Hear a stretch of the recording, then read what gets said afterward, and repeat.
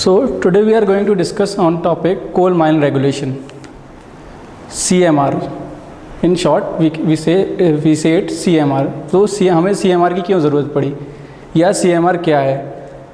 इन generally अगर मैं बहुत सिंपली इसको एक्सप्लेन करना चाहूँ तो हम इसे टर्म्स एंड कंडीशन बोल सकते हैं। मतलब अगर हम कोई खदान खोलते हैं या हम किसी खदान में वर्क करेंगे तो हमें जो भी CMR में लिखा है, जो भी उसमें पॉइंट्स दिए हैं, उनको फॉलो करके उनके अंतर्गत रह के हमें खदान का काम करना होगा। फर्स्ट CMR कब आया था? फर्स्ट CMR 1957 पे आया था, फिर उसको अभी रिसेंटली 2007 में रिप्लेस कर दिया गया है। CMR 1957 has been replaced with 2017, as you can see my first point. Then second is these regulations have come into force from the date of publication in the Gazette, that is on 27th November 2017. Means 27th of November 2017 से जो हमारा नया CMR है उसको applicable कर दिया गया है। अब हमारा जो भी काम होता है न्यू CMR के अकॉर्डिंग काम होता है। CMR 1957 contains 205 regulations in chapter 16 and CMR 2017 contains 260 regulation in 17 chapters. Means जो हमारा पुराना रेगुलेशन था उसमें 205 रेगुलेशन थे जो हमारे 16 चैप्टर्स में कवर होते थे, बट जो हमारा न्यू रेगुलेशन है उसमें हमारे 260 रेगुलेशंस हैं जो हमारे 17 चैप्टर में कवर होते हैं। दैट मीन्स जो हमारे 2017 का रेगुलेशन है उसमें 49 न्यू रेगुलेशन ऐड हुए हैं।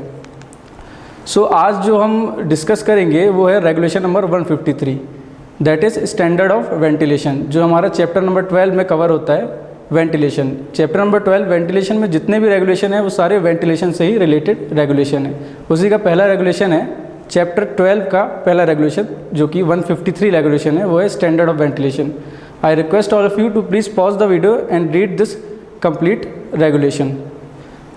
जब भी आपसे कभी कोई एग्ज़ाम में या कभी ओरली भी कभी भी कोई आपसे ये पूछे कि रेगुलेशन नंबर 150 बताइए स्टैंडर्ड ऑफ रेगुलेशन, तो जिस फॉर्मेट में रेगुलेशन लिखा है PPT में, जिस फॉर्मेट में आप देख रहे हैं, कोशिश करिएगा कि आप इसी फॉर्मेट में उनको सुनाएं या एग्ज़ाम में इसी फॉर्मेट में उसको लिखें। अब हम आगे इस कंप्लीट रेगुलेशन को पॉइंट वाइज देखते हैं।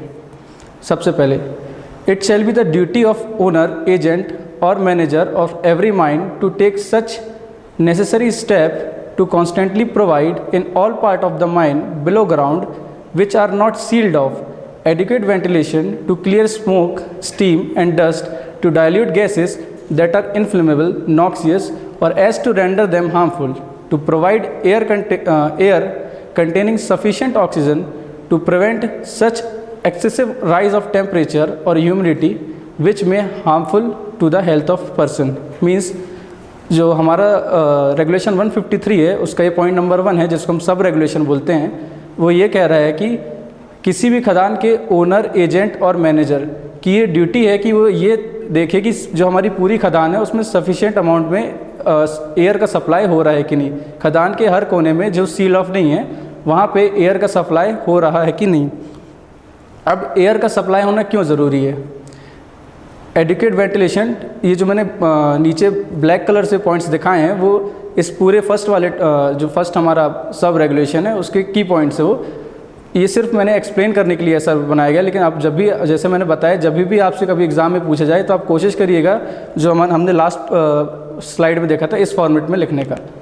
सो adequate ventilation to clear away smoke, steam and dust, to dilute gases that are inflammable, noxious as to render it harmful. Means हमें हवा का सप्लाई करना इसलिए ज़रूरी है कि हम जिस अंडरग्राउंड खदान में काम करेंगे हो सकता है वहाँ पे बहुत सी ऐसी गैसें निकलें जो हमारे बॉडी के लिए, हमारी शरीर के लिए हार्मफुल रहेंगी, और उन गैसेस को डाइल्यूट करके खदान से बाहर निकालने के लिए, या कोई भी जहरीली गैस हो उसको खदान से बाहर निकालने के लिए। Next, to provide air containing sufficient oxygen. Means बाहर तो हमें सफिशिएंट ऑक्सीजन मिल जाती है जब हम सरफेस में रहते हैं, बट जब खदान के अंदर जाते हैं तो ये पॉसिबल है कि वहाँ पे ऑक्सीजन उतनी नहीं मिलेगी जितनी हमको बाहर मिलती है। तो माइन के अंदर सफिशिएंट अमाउंट में ऑक्सीजन पहुँचाने के लिए हमें वेंटिलेशन प्रोवाइड करना बहुत ज़रूरी है। Next, to prevent such excessive rise in temperature and humidity. Temperature हम जब वर्क करते हैं, आपको पता होगा, आपने लाइफ में कभी भी थोड़ी सी भी मेहनत की होगी तो आपकी बॉडी का जो टेम्परेचर है वो बढ़ने लगता है, और ह्यूमिडिटी भी होती है। तो टेम्परेचर और ह्यूमिडिटी का राइज जो बढ़ेगा उसको कम करने के लिए वहाँ पे एयर सप्लाई होना काफ़ी ज़रूरी है। Next, For the purpose of securing adequate ventilation as specified in sub-regulation 1, the owner, agent and manager shall ensure that. Means जो भी चीज़ अभी हमने सब रेगुलेशन 1 में देखी, रेगुलेशन नंबर 150 के सब रेगुलेशन 1 में जो भी चीज़ हमने देखी, अब उनको फुलफ़िल करने के लिए ओनर, एजेंट और मैनेजर को क्या क्या देखना होगा. A, in every ventilation district not less than 6 cubic meter per minute of air per person employed in the district of largest shift, or not less than 2.5 cubic meter of air per minute of air per ton of daily output. That means जिस भी mine में हम work करेंगे उसमें 6 cubic metre per minute of air per person in the largest shaft. मतलब जब हम mine में वर्क करते हैं तो हमारी 3 शिफ्ट में काम होता है. मॉर्निंग की रहती है, इवनिंग की रहती है और नाइट की रहती है. Morning, day and night.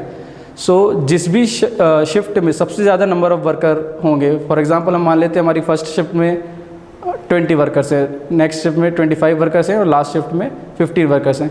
तो हमारी जो सेकेंड शिफ्ट है जिसमें डेट मीन्स 25 वर्कर्स हैं, उस शिफ्ट के टाइम हम कैलकुलेट करेंगे कि हर पर्सन, हर बंदा जो जिस खदान के किसी भी कॉर्नर में हो उसके पास 6 cubic metre per minute of air पहुंचनी चाहिए, या फिर not less than 2.5 cubic metre per minute of air per ton of daily output production. Means ऐसा तो नहीं हम थोड़ा बहुत कोल या जो भी मेटल निकालेंगे थोड़ा बहुत निकलेगा. हमारा टनों से कोल निकलता है माइन से जब हम निकालते हैं, तो पर टन जब हमारा 1 टन निकलेगा कोल तो वहाँ पे 2.5 cubic metre per minute of air पहुँचनी चाहिए, उससे कम नहीं पहुँचनी चाहिए. हम क्या करेंगे, जो ऊपर वाला पॉइंट हमारा 6 क्यूबिक मीटर, उसको हम नंबर ऑफ़ वर्कर से मल्टीप्लाई करेंगे. सिमिलरली 2.5 क्यूबिक जो भी हमारा टनेज रहेगा उससे मल्टीप्लाई करेंगे. इन दोनों से हमको एक वैल्यू मिलेगी. फिर जिसकी भी वैल्यू ज़्यादा रहेगी उतने अमाउंट में हम माइन के अंदर वेंटिलेशन पहुँचाएँगे. विच जैसा कि थर्ड पॉइंट में लिखा है, लास्ट में लिखा है, पढ़िए, whichever is larger. Next B, at every place in the mine where person are required to work or pass, the air does not contain less than 19% of oxygen or more than 0.5% of carbon dioxide or any noxious gases in quantity that is likely to affect the health of person. Means हम किसी खदान में किसी भी area में रहे, किसी खदान हमारी कई किलोमीटर बड़ी हो सकी, तो हम खदान के किसी भी एरिया में रहें, वहाँ पे मिनिमम 19% ऑक्सीजन तो होनी चाहिए. अगर वहाँ पे 19% से ऑक्सीजन कम है तो वहाँ पे हम तुरंत काम रोक के जो भी स्टेप्स लेने होंगे वो लेंगे. दूसरी चीज़ 0.5% of carbon dioxide. Carbon dioxide जो गैस है वो 0.5% से ज़्यादा नहीं होनी चाहिए, और कोई भी ऐसी गैस जो जहरीली है वो उस पर्टिकुलर एरिया में नहीं होनी चाहिए. Then next is the percentage of inflammable gas does not exceed 0.75 in general body of return of any ventilation district and 1.25 in any place in the mine. यहाँ पे हम इन्फ्लेमेबल गैस का मतलब है मीथेन गैस. यहाँ इस point में हम मीथेन गैस की बात कर रहे हैं. तो जब हम माइन किसी भी एरिया में रहेंगे माइन में, तो जनरल जो हमारा रिटर्न रहेगा, रिटर्न में आपको स्लाइड के लास्ट में बताऊंगा रिटर्न क्या होता है, इनटेक क्या होता है. तो जो हमारा रिटर्न रहेगा वहाँ पे 0.5% से ज़्यादा मीथेन गैस नहीं होनी चाहिए, और जो हमारी जनरल बॉडी पूरे माइन की है वहाँ पे किसी भी जगह पे 1.25% से ज़्यादा नहीं होनी चाहिए.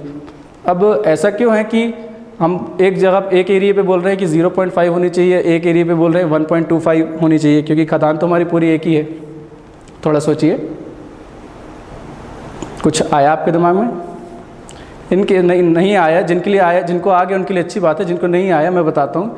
एक्चुअली रिटर्न वो एरिया होता है जहाँ से हमारी पूरी खदान की हवा निकलती है, तो वहाँ पे हमने बोला है कि 0.75% होना चाहिए, और बाकी जो हमारी खदान रहेगी वहाँ पे 1.25 से ज़्यादा नहीं होनी चाहिए. क्या होता है, जब बाकी खदान की जो 1.25% है वो भी हवा के साथ रिटर्न से ही निकलेगी, तो अब रिटर्न में ऑलरेडी 1.25 रहेगी, और जो ये बाकी एयर के साथ 1.25 जाएगी, जब साथ में मिक्स होकर इसका परसेंटेज काफ़ी ज़्यादा हो जाएगा, इससे एक्सप्लोजन होने का खतरा हो सकता है. इसलिए ये टर्म्स दिए गए हैं यहाँ पे. Next D, the wet bulb temperature in any working place does not exceed 33.5 degree centigrade, and where the wet bulb temperature exceeds 30.5 degree centigrade, arrangement are to be made to ventilate the same with the current of air moving at the speed of not less than 1 meter per second. Means हमारा जो एक instrument रहता है wet bulb, उसमें हम खदान का temperature देखते हैं। तो उसके जो बल्ब का टेम्परेचर रहेगा, जब भी हम उससे यूज़ करके रीडिंग लेंगे तो 33.5 डिग्री से ज़्यादा नहीं होनी चाहिए।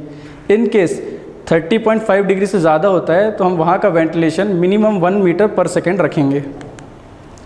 Next E for ensuring compliance with the provision of clause B, C and D of these sub-regulation, air sample and temperature reading shall be taken at least once in every 30 days and the result shall be recorded in bounded page book kept in purpose। Means जो हमने भी पुराने clause देखे A, B, C, D, E, अब इनको जैसा इन points में mention किया है वैसा है कि नहीं, इसको हमेशा चेक करते रहने के लिए हम हर 30 डेज़ में, मीन्स हर एक महीने में खदान का थोड़ी मतलब कुछ एरियाज़ का सैंपल लेंगे और उसका जो भी रिकॉर्ड रहेगा वो हम प्रॉपरली बाउंड पेपर में उसको माइन का जो ऑफिस रहेगा हमारा वहाँ पे बाहर रखेंगे। Next, in every mine ventilation as specified in sub regulation 2 shall be provided by suitable mechanical ventilator। Means जो भी अभी तक हमने देखा इसके हमने एक कॉमन वर्ड है वेंटिलेशन जिसकी बात की है, वो कैसे होगा, हमें उसके लिए सुटेबल मैकेनिकल वेंटिलेटर, मतलब कोई भी फ़ैन यूज़ नहीं कर सकते। वेंटिलेशन के लिए आपको एक सिंपल से एग्जांपल देंगे तो आपने अपने घरों में किचन्स में देखा होगा, किचन में हम एक फ़ैन लगाते हैं जिससे जो भी हमारा किचन का धुआं, खाना बनते में धुआं रहता है वो किचन से बाहर चले जाते हैं। सिमिलरली वही चीज़ यहाँ पे हम करते हैं, काफ़ी बड़ा फ़ैन लगाते हैं खदान के दूसरे साइड या फिर जहाँ से भी हमको खदान की हवा बाहर निकालनी रहती वहाँ पे हम वो फ़ैन लगा देते हैं। If with respect to any mine or part thereof the regional inspector in of opinion that the ventilation is not adequate, he may by the order in return requires the installation and maintenance of such mechanical ventilator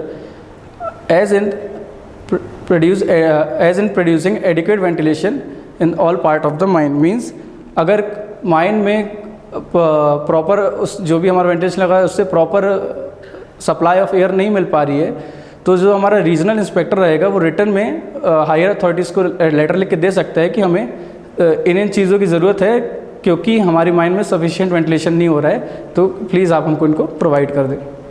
now कर दे जो मैंने बताया था last में बताऊंगा, intake return mechanical ventilation. जो हमारा point मैंने इमेज में देखिए आप, पॉइंट नंबर 1, 2 और 3 है। जो हमारा पॉइंट नंबर 1 है वो इनटेक है, वहाँ से खदान के अंदर हवा जा रही है। जो हमारा पॉइंट नंबर 2 है वो रिटर्न है, वहाँ से पूरी खदान की हवा बाहर जा रही है। और जो पॉइंट नंबर 3 है वहाँ हमारा मैकेनिकल वेंटिलेटर लगा है। Thank you.